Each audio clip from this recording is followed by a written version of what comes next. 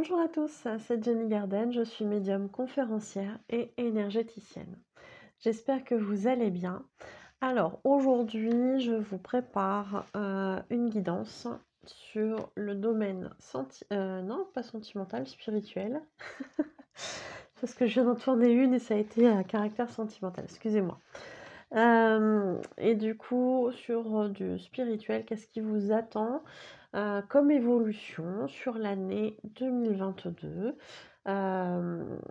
sur le côté spirituel? Voilà. Grosso modo, quel va être le message? Qu'est-ce qui vous attend sur le domaine spirituel? C'est parti. Donc, je vais essayer de vous cadrer ça tout bien comme il faut. Voilà. Tiens. Allez, c'est parti.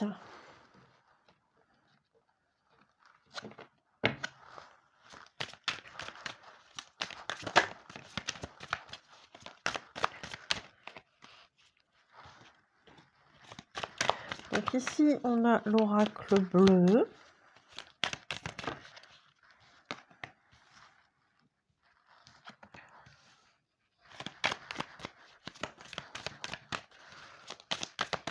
Donc l'oracle bleu que je ne maîtrise pas forcément bien, mais bon, on va voir. Hein. C'est pas celui que j'utilise le plus.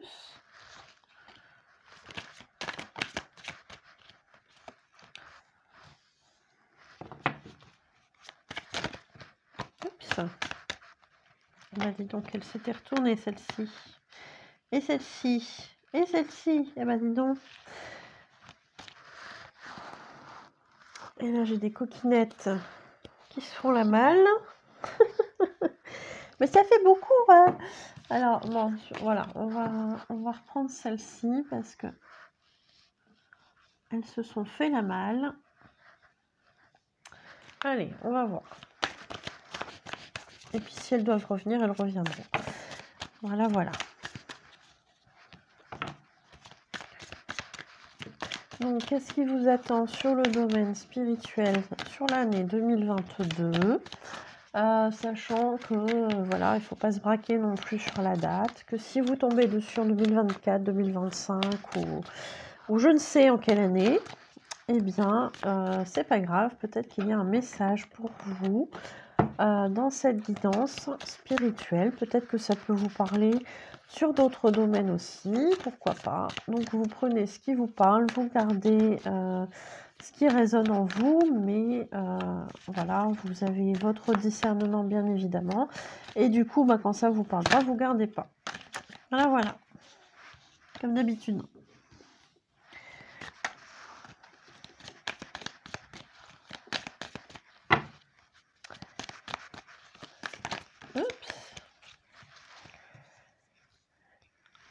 On va déjà partir là-dessus. Hein. Alors, qu'est-ce qui vous attend sur le domaine spirituel en 2022? Alors, on nous parle ici de transformation. Transformation, transformation. Alors, transformation qui nécessite quand même de couper avec certaines choses. Hein. Vous voyez ici avec la faux, donc on coupe quoi? On coupe les schémas répétitifs, on coupe avec les blessures qui nous font du mal, ou en tout cas on les travaille pour s'en débarrasser le plus possible, pour qu'elles aient le moins d'influence possible dans notre vie, pour qu'elles arrêtent de nous casser les pieds en 2022, on en a ras-le-bol, on fait ce qu'il faut. Donc on coupe avec plein de choses, on coupe peut-être aussi avec du transgénérationnel, allez savoir. On coupe avec plein de choses parce que tout ça, ça nous encombrait pour évoluer et on se transforme en joli petit papillon qui ouvre ses ailes et qui s'envole enfin vers sa destinée. Voilà, ça c'est chouette, ça c'est beau, ça c'est magnifique. Donc en 2022, finalement je vais m'arrêter là, c'est très très bien. C'est magnifique ce tirage, voilà, je m'arrête ici, ce sera bon. Je plaisante. Alors, en 2022 aussi, peut-être qu'on qu'on se réconcilie ou qu'on revient à certains arts que l'on aimait ou à certaines activités, on va l'étendre, on va étendre cette carte-ci, mais les arts, ça peut être tout et n'importe quoi, hein. Alors, n'importe quoi, c'est pas dans le sens c'est du n'importe quoi, c'est dans le sens ça peut être tout ce qu'on veut. Les arts, ça peut être effectivement de l'art, ça peut être de la peinture, ça peut être du chant, ça peut être, oui, jouer de la musique, ça peut être, le dessin, ça peut être, plein de choses. Ça peut être les arts ésotériques aussi, hein, pourquoi pas? Mais ça peut être, je dirais plus largement, une activité qui vous ressource, qui vous fait du bien, hein. Voilà, on va partir là-dessus parce que c'est comme ça que je le ressens, donc on part là-dessus. Donc peut-être que c'est l'année aussi où on renoue avec des activités au sens large qui nous font du bien, avec des arts que l'on maîtrise ou que l'on a maîtrisé un temps et puis avec lesquels on avait peut-être coupé aussi, hein. Donc on se raccorde à tout ça, on se reconnecte, hein. Moi j'ai le mot reconnexion, parce qu'il y a peut-être eu un effondrement dans notre vie. Et là du coup, forcément, ça me fait penser à ma vidéo sur l'éveil spirituel. Si vous ne l'avez jamais vue, je vous la mettrai en haut à droite, pour que vous puissiez aller la voir en un clic. Donc ici, on sent que son monde s'est effondré ou est en train de s'effondrer. On nous parle aussi de faire une purification par le feu. Alors quand je dis une purification par le feu,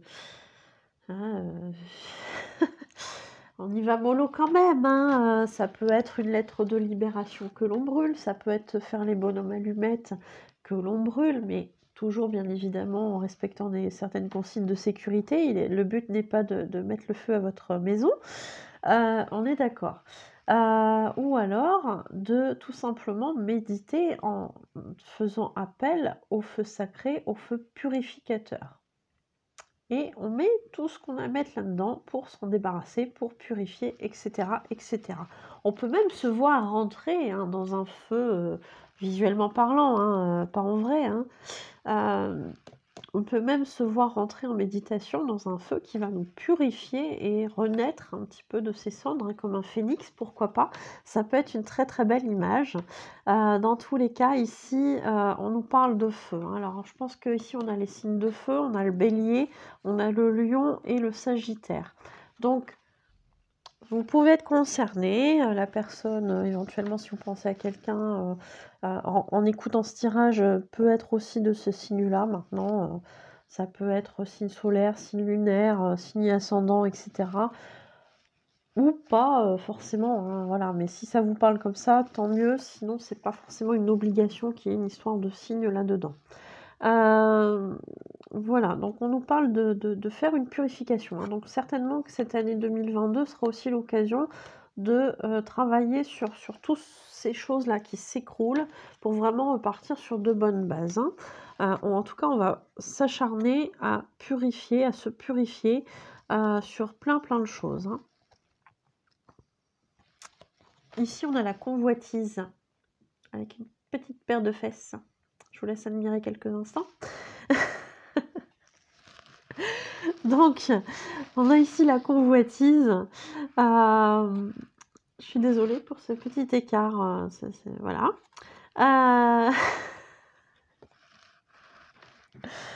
J'ai mes guides qui sont morts de rire, hein. Bref, ils sont pas sérieux, hein, franchement. Je crois que je pourrai plus jamais voir cette carte sans avoir un fou rire. Donc peut-être qu'il est temps de purifier peut-être certaines énergies. Voilà, on va le dire comme ça. Peut-être que pour certains, parce que la convoitise, ça peut me faire penser aussi à d'autres choses. Ça peut me faire penser à la tentation, ça peut me faire penser je ne sais pas pourquoi convoiter la compagne ou le compagnon de quelqu'un, je ne sais pas, ça me fait penser à ça. Peut-être que ça vous parlera. Dans tous les cas, Dans tous les cas, il y a cette notion vraiment de purifier peut-être certaines choses. Peut-être certains liens avec des personnes, en lien avec la convoitise, avec peut-être la luxure, allez-vous savoir, avec la tentation, avec peut-être certaines pulsions, certaines habitudes néfastes en lien avec le côté charnel, peut-être aussi hein, pour certains ou certaines. Dans tous les cas, ça devient important de faire un reset, j'ai l'impression, de toutes ces énergies, de choses qui nous emmenaient un petit peu ou qui nous maintenaient au moins, voilà, dans du négatif, dans des énergies un petit peu basses, etc., etc. On nous parle aussi d'une année 2022 en termes spirituels qui va être très enrichissante au niveau des connaissances. Alors c'est marrant parce que je parle à une consultante je parle en pensant à une consultante que j'ai eue il y a quelques jours. Donc voilà, je sais pas si elle se reconnaîtra, mais un petit coucou au cas où. Donc on va certainement apprendre plein de choses sur cette année 2022. On va certainement approfondir ses connaissances. Peut-être du coup, hein, on est sur le domaine spirituel, donc peut-être certainement en lien avec le côté spirituel. Dans tous les cas, peut-être aussi sur sa propre intériorité, parce que ici on nous parle de la carte du temple. Donc le temple, moi quand j'entends temple, je pense temple intérieur. Donc on va dans son intériorité, on se plonge en soi et on apprend certainement beaucoup de choses aussi sur soi-même. Peut-être qu'on est dans une période de redécouverte de soi-même, après une période très compliquée où tout s'effondre hein, finalement. Donc on est en train de se redécouvrir, de redécouvrir son être profond, son âme, hein, de se reconnecter à son âme peut-être. Et du coup, bah, voilà, on nous invite gentiment à aller chercher en soi certaines choses. On nous parle de voyage ici. Alors peut-être que pour certaines autres personnes, le fait de revenir en soi va permettre de faire des liens avec certaines situations ou certaines personnes, des événements de vie qui font qu'à un moment donné, on a besoin de voyager pour aller vers une personne ou une situation. Voilà. Peut-être que c'est tout simplement un voyage intérieur, hein. On nous parlait aussi d'intériorité. Voilà, peut-être oui, un voyage intérieur, ça peut parler comme ça aussi, pour justement travailler sur cette séparation de nos énergies féminin-masculin, donc yin et yang. On est sur de la séparation hein, d'énergie, alors qu'en fait, on est censé travailler sur cette problématique-là de se réunir, de réunir nos énergies féminines et masculines et de comprendre qu'en fait les deux forment un tout en nous, à l'intérieur de nous, et que bah, c'est pas forcément une bonne chose de repousser un certain côté. Alors comme j'expliquais à une consultante récemment, on a ces deux énergies en nous, mais parfois de manière très inconsciente en fonction de nos blessures, on va repousser plus peut-être le yin que le yang, ou l'inverse, hein, parce que l'inverse est possible aussi. Bah, par exemple, si on a du mal avec son yin, on va peut-être avoir du mal à recevoir, par exemple, des compliments, des cadeaux, des mots gentils, etc., etc. Des attentions, voilà. Donc, en étant loin de ce côté yin, hein, en le refusant un petit peu, hein, au moins, c'est peut-être pas forcément en totalité, mais finalement on bloque l'énergie aussi d'abondance, hein, donc c'est dommage parce que en fait cette séparation, on vous dit bien que c'est une illusion. À l'intérieur, on est un tout. Vous voyez ce que je veux dire? Donc après, peut-être que pour certains autres, certaines autres personnes, il va y avoir un voyage par rapport à quelqu'un dont on est séparé. Alors, je ne sais pas si c'est une séparation géographique, émotionnelle. Dans tous les cas, il y a la notion de distance quand même, parce que moi, ici, ça me fait penser à la Terre, ça me fait penser à quelque chose de loin, qu'on voit vraiment de très, très, très, très loin. Donc, voilà, peut-être qu'il y a eu une séparation, peut-être qu'à un moment donné, on a eu l'impression que cette séparation était une bonne chose et puis finalement on se rend compte en s'intériorisant que, bah, c'était peut-être pas ça, cette illusion-là, en fait. Que c'était peut-être pas cette situation qui était une illusion. Du coup, il y a besoin, hein, de se rapprocher, parce qu'ici, on nous parle de la maison, hein.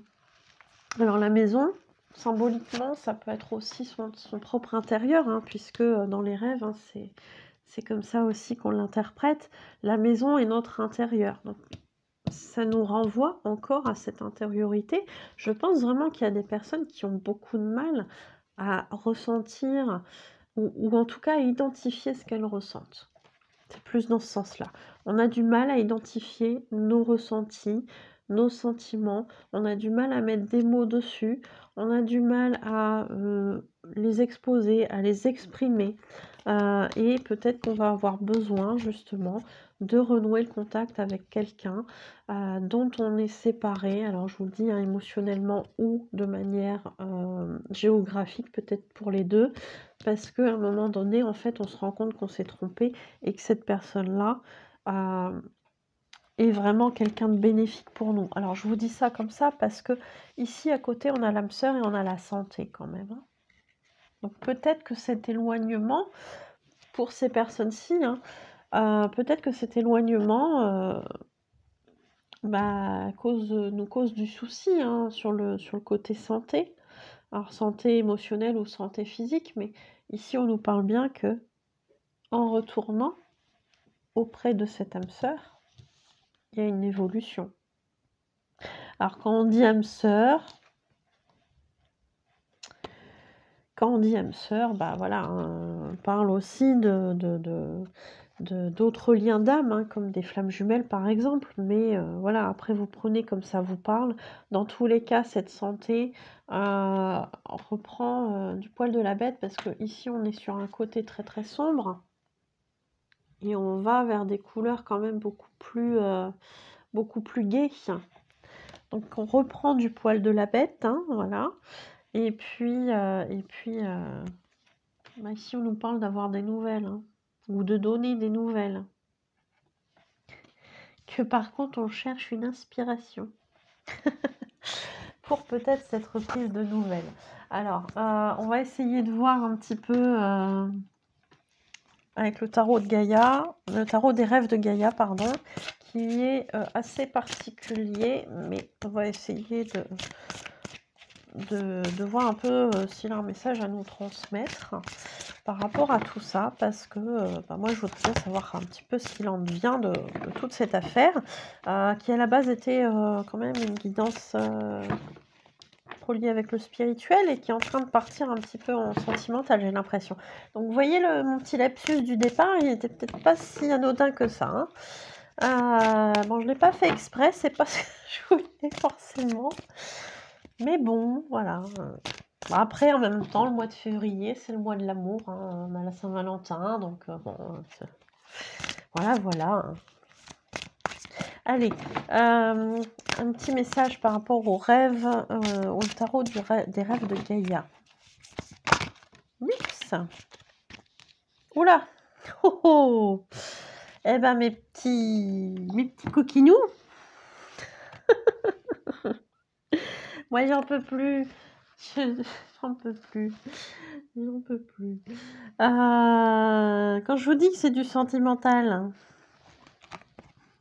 que ça part en cacahuète, que ça part en sentimental alors que je voulais du spirituel, et que juste avant je fais une guidance sur, je sais plus comment je l'ai appelé, mais voilà, beaucoup plus générale, hein, sur, sur les énergies de février, hein, voilà, et puis qu'on m'orbassine avec une guidance qui devient un petit peu guidance qui ressemble beaucoup à une guidance flamme jumelle quand même, hein.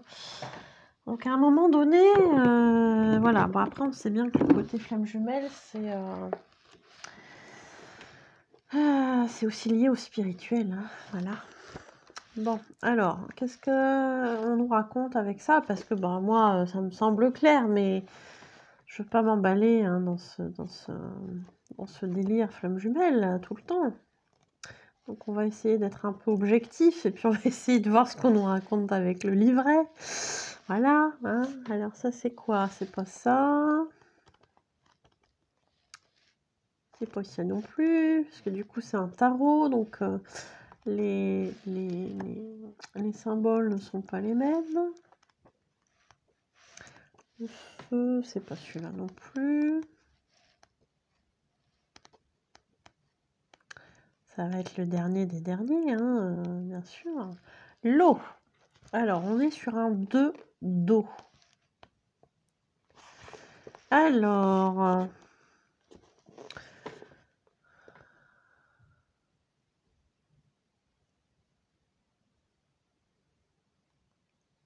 ouais, je pense que en fait, je vais vous mettre un petit lien avec la guidance de la semaine d'avant. Parce que... parce que là, quand même, voilà. Hein. Alors, les phrases clés. Dépasser l'engouement et l'attirance. Intimité, partager, donner et communiquer. C'est le temps de pardonner et de chercher à se réconcilier. Une rencontre d'esprit et de cœur. Mettez de côté les jugements et les critiques. Chérissez ceux que vous aimez. Maintenez l'indépendance et évitez la codépendance. Évitez de prendre parti. Les mots-clés intimité, proximité, confiance, engagement, réconciliation, égalité, union, codépendance, prendre parti.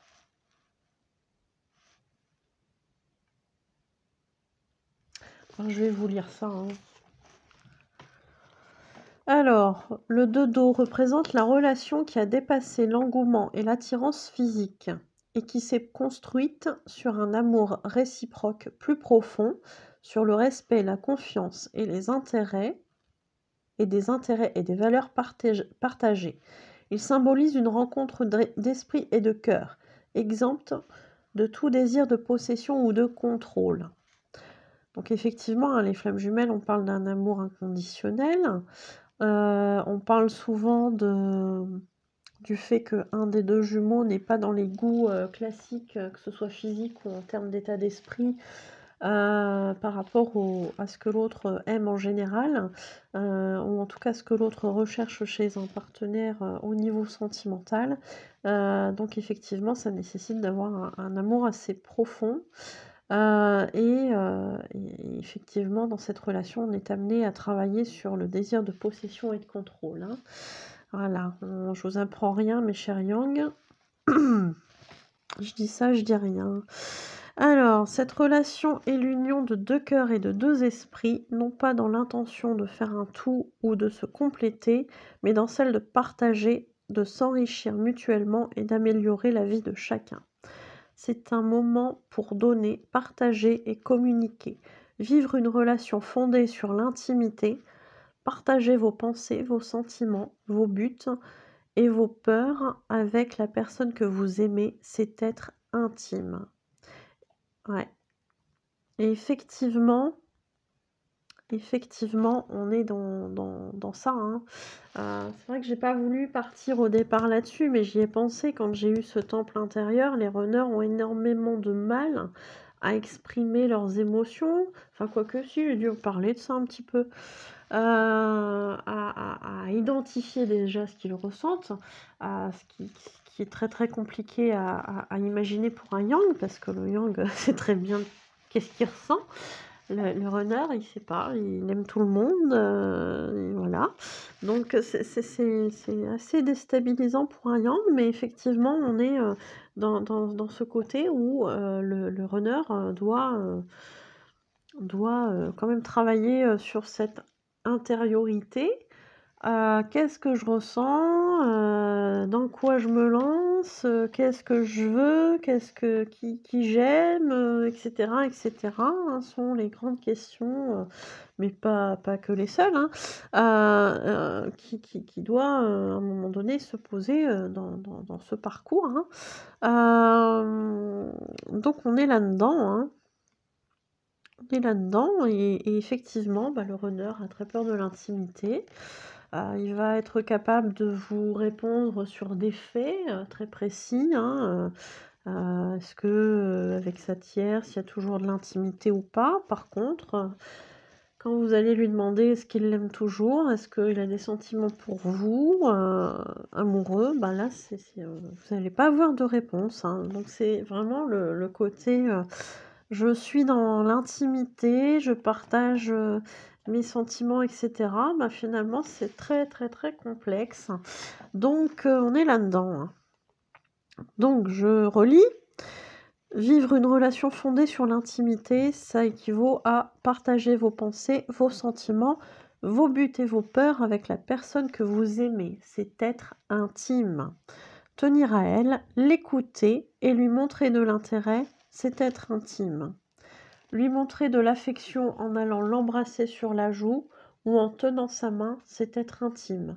Au final, le dodo symbolise l'intimité au sein d'une relation. Il représente également une période de pardon et de réconciliation. Si une séparation s'est créée et accentuée entre des amants ou des amis, le temps est à présent venu d'abandonner les blessures et la colère. C'est ce que je vous disais, hein, au tout départ, hein. Il veut rompre avec les vieux schémas, avec les blessures, etc. D'abandonner les blessures et la colère. Laissez tomber le jugement et les blâmes. Ne laissez pas l'arrogance, la fierté blessée ou l'ego détruire une relation. C'est complètement ce que je vous disais sur la guidance de la semaine dernière. Donc définitivement, je vais vous la remettre, hein. En haut à droite, je vous remettrai le lien. Dans la mesure du possible, prenez la responsabilité de vos choix et de vos actes dans cette relation et prenez conscience de la façon dont ils l'ont affecté et influencé. Bah oui, hein, forcément, hein. Forcément que quelqu'un qui va pas parler, qui va pas dire, à un moment donné, en face, on se pose des questions, hein. Et puis parfois, bah, on acte certaines choses parce qu'on n'a pas de réponse en face. Donc à un moment donné, voilà, voilà. Alors, le dodo vous invite à communiquer, pardonner et faire des excuses dès à présent. Un bon entendeur, salut. Si vous vous retrouvez dans cette situation. Sinon, c'est pas le cas, hein, voilà. Alors, un blocage possible. Le dodo inversé concerne la perte du sentiment de soi, la perte de notre identité et de notre indépendance pour entrer dans une nouvelle histoire amoureuse. Bah oui, parce que quand on rentre dans une relation, on a toujours peur finalement, hein, quand on est un runner, de perdre sa liberté. Voilà, sauf que parfois on se met dans une situation qui fait qu'en fait, dans sa situation, sans aller vers cette personne, on est dans une prison. Mais parce que ça, j'en ai eu, hein, dans les guidances, hein, que j'ai fait, dans les messages que j'ai eus, j'ai eu ce genre de situation où finalement le runner reste dans sa prison sous prétexte qu'il veut être libre et ne pas se laisser enfermer dans une nouvelle relation. Donc c'est quand même un petit peu le comble, hein. Voilà. C'est le côté paradoxal de la chose. Après, je juge pas, hein, je sais que parfois, en termes humains, on peut être très contradictoire, mais voilà, pour le coup, ça ressort quand même dans les cartes ici, hein. Il nous rappelle l'importance de garder notre indépendance, de peur que la relation prenne des formes de codépendance et d'inégalité. Mais de toute façon, c'est ce qu'on travaille, hein, dans ce parcours de flamme jumelle. Si c'est, encore une fois, le parcours de flamme jumelle, mais ça y ressemble, hein. N'oubliez pas que la relation amoureuse n'est pas la seule relation d'amour dans votre vie. Il y a l'amour que l'on partage avec ses amis, l'amour entre les humains et leurs compagnons animaux, l'amour de la nature, l'amour pour nos objectifs et nos intérêts. Ces amours-là méritent aussi notre temps et notre attention. Ne focalisez pas uniquement sur le nouveau au détriment de l'ancien. Bien évidemment qu'on n'oublie pas les autres, hein, ceux qui étaient déjà là avant, mais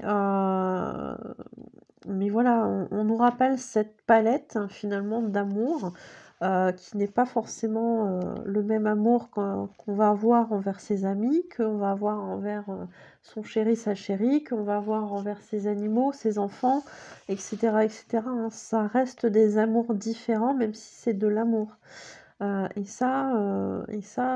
Voilà, même si ces personnes-là étaient là avant cette nouvelle relation amoureuse, ça n'empêche pas, bien évidemment, de continuer ces relations. Le dos inversé symbolise aussi l'importance de ne pas vous laisser prendre dans une dispute avec des amis ou votre amoureux, amoureuse, ni de vous trouver obligé à prendre parti. Si vous êtes dans ce genre de situation, restez dans le non-jugement, la compassion et l'amour pour l'une et l'autre partie. Voilà. C'est un super beau message, le dos, là, hein.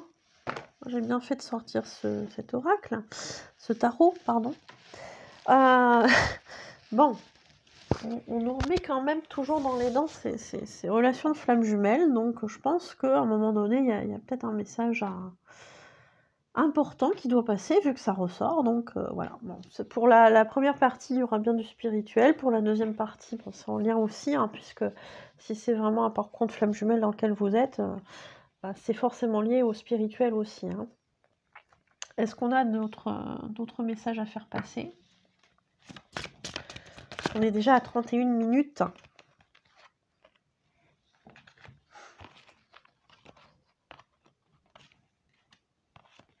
Le besoin, le bonheur et la magie. Alors, le besoin, avec un petit cœur dans la bouteille là. Je suis désolée, ça a coupé, donc je pense que j'ai plus beaucoup de stockage.